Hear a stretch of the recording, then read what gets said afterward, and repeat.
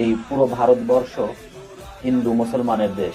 এখানে সবাই বসবাস করবে, মন্দির হবে, মসজিদ হবে, যার যার ধর্ম সেই সেই পালন করবে, এটাই স্বাভাবিক। 6 ডিসেম্বর 2025 পুরো বিশ্বের মুসলমানদের জন্য আনন্দের দিন।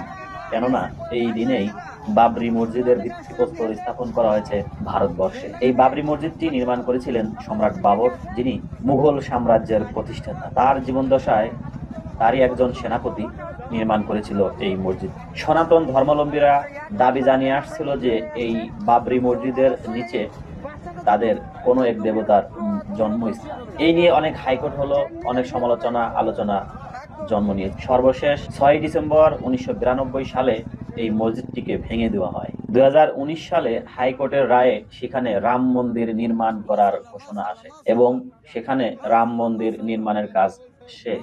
ভারতের সরকার 5 বিঘা জমির উপরে অন্য এক জায়গায় মসজিদ নির্মাণ করে দেবে বলে আশ্বস্ত করে, কিন্তু ভারতের মুসলিমরা এতে রাজি নয়। বাবরি মসজিদ নামে মসজিদ নির্মাণ করে দেবে বলে হুমায়ুন কবির নামে একজন নেতাকে বহিষ্কার করা হয় দল থেকে। প্রিয় দর্শক, আল্লাহ পাকের রহমতে তার চেষ্টায় 125 কোটি টাকার বাজেট নিয়ে মসজিদ নির্মাণের কাজ আরম্ভ করেছে আজ 6 ডিসেম্বর 2025 রোজ শনিবার।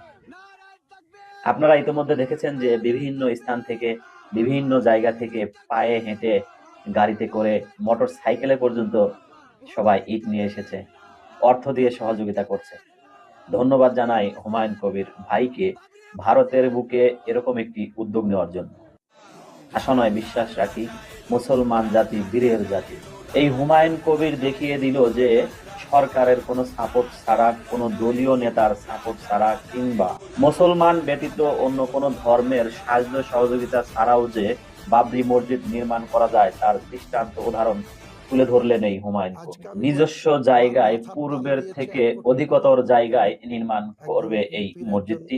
আমি দেখে খুবই বিস্মিত যে এত বড় একটি উদ্যোগ কিভাবে নিলেন। তবে সবারই সাহায্য সহযোগিতা রয়েছে, অনেকেই কোটি কোটি টাকার সাহায্য দেওয়ার প্রতিশ্রুতি দিয়েছে। প্রিয় দর্শক, এই পুরো ভারতবর্ষ হিন্দু মুসলমানের দেশ।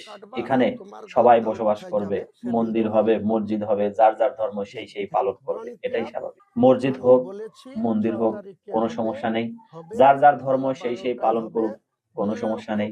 তবে আমরা কোনো দাঙ্গা হাঙ্গামা কিংবা অভিযোগ, আক্রোশ, আক্ষেপ এগুলো চাই না। হুমায়ুন কবির ভাইয়ের প্রতি আবারও স্যালুট জানিয়ে এই ভিডিওটি শেষ করছি। সবাই ভালো থাকুন, সুস্থ থাকুন, ফি আমানিল্লাহ।